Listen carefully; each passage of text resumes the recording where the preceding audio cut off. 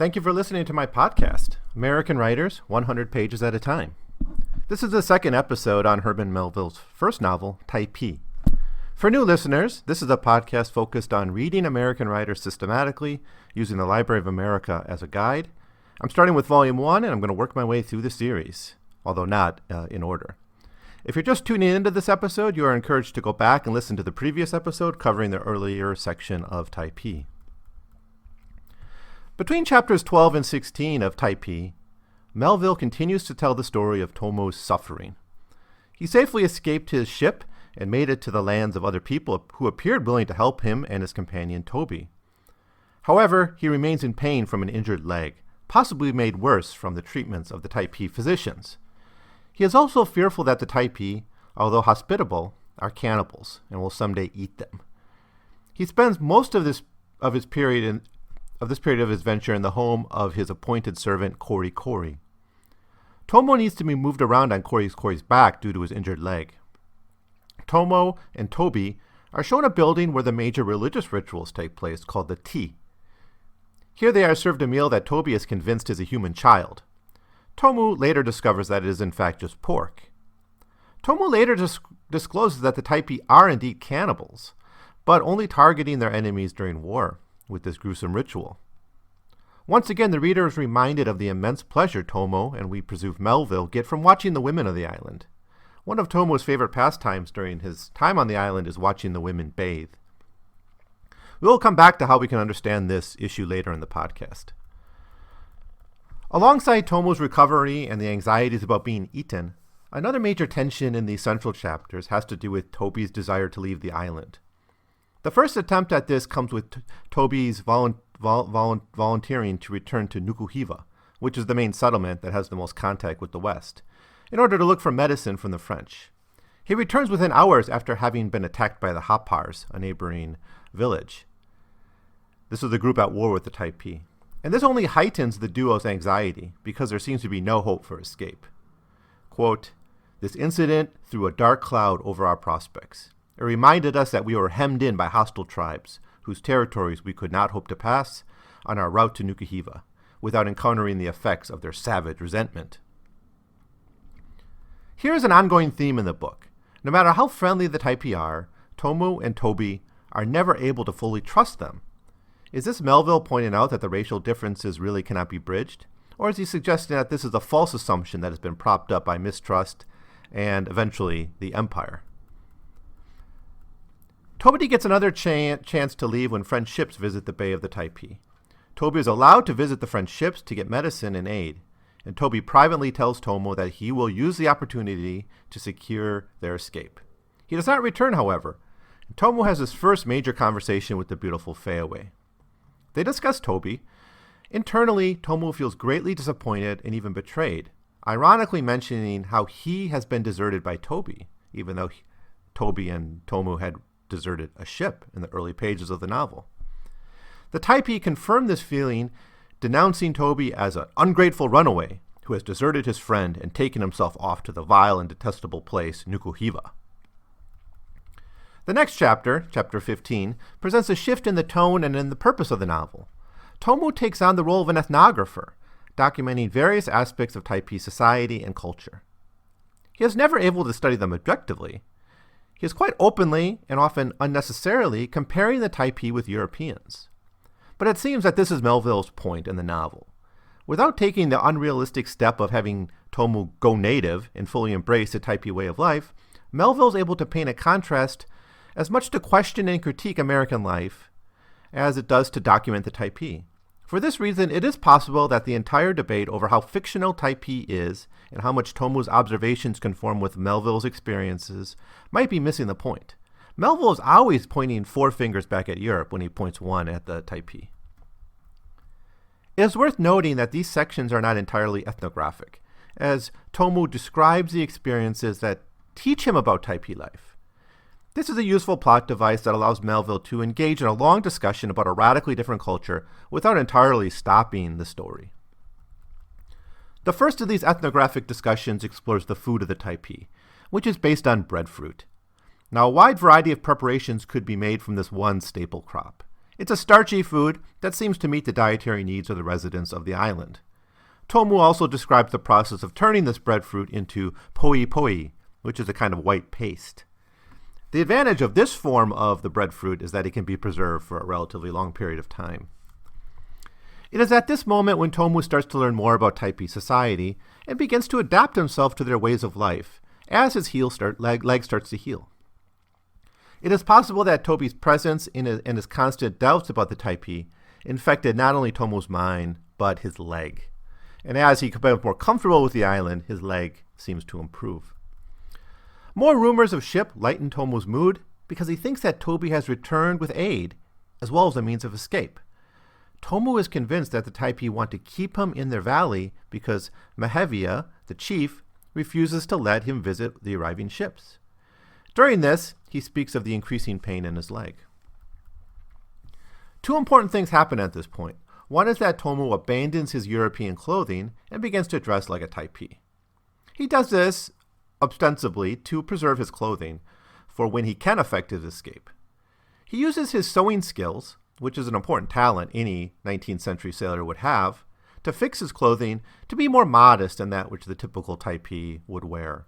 Now, this cross-dressing strategy and theme will be used later on in Omu, in Melville's next novel. But they'll be used more directly to fit into the native society. The second important thing at this point is that he shaves the head of a Taipei warrior, Narmone.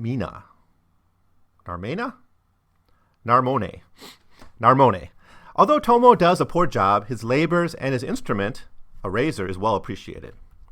Now with this, Tomo's leg begins to heal enough that he can start to move around the valley without the aid of his assistant, Kori. And he reaches some internal peace, saying, "I began to experience an elasticity of mind, which placed me beyond the reach of those dismal forebodings to which I had so lately been a prey." Now with the leg crisis gone, Tomu is free to engage in a long polemic about civilization. I see no good reason not to assume that Tomo's words are thinly veiled introductions to Melville's own opinion. So let me just read a little bit of the text.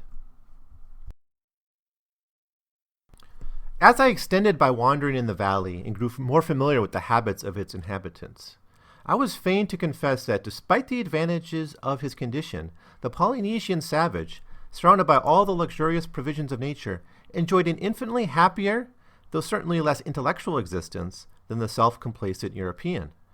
The naked wretch who shivers beneath the bleak skies and starves among the inhospitable wilds of Tierra del Fuego may indeed be made happier by civilization, for it would alleviate his physical wants.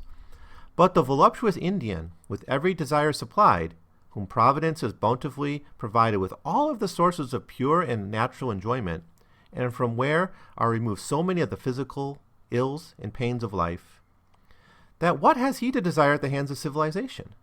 She may cultivate his mind, may elevate his thoughts. These, I believe, are the established phrases. But will he be happier?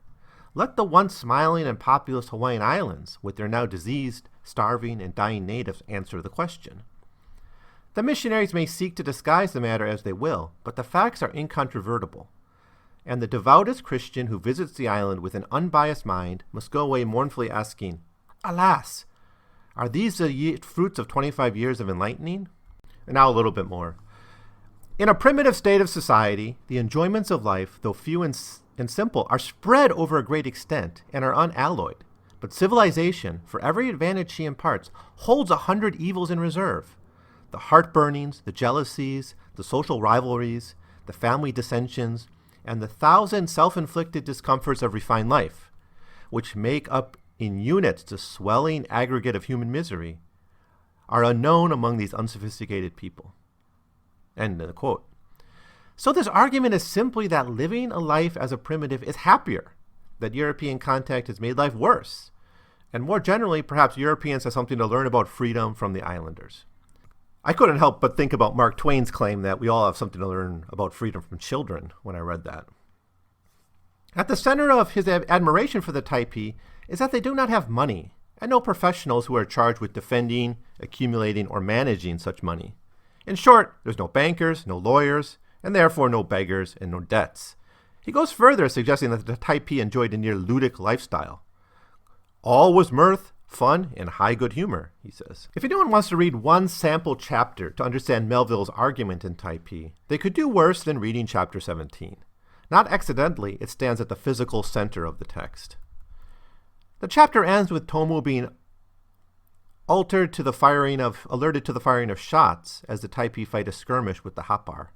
So not all is ideal in paradise after all. The next chapter begins with another titillating scene of Tomu enjoying time with the women of the island. He uses this opportunity to narrate his feelings on the taboo, which prevents women from using boats, forcing them to swim. Tomu is able to convince Mehevi to allow him and Fayaway to ride together on a canoe, breaking this taboo. Tomu gives Fayaway a gift of a dress made of calico, which she changes into right then and there on the boat, to Tomo's delight. And to the readers, I suppose. Later, Tomu is introduced to another character, Marnu. Marnu is an outsider of the village, but popular and attracts attention of the village when he arrives. Tomu praises his physical form. His admiration of the islanders is doubtless bisexual. Again, this is another theme that will come up strongly in Omu. His tattoos and his ability to seduce the crowd with his oratory is also attractive to the islanders. Tomu later learns that he served on a British ship and even lived in Australia, allowing him to pick up the language, English language. Tomu was able to discuss with him the political situation, even trying to learn why the Taipei were so interested in keeping him around.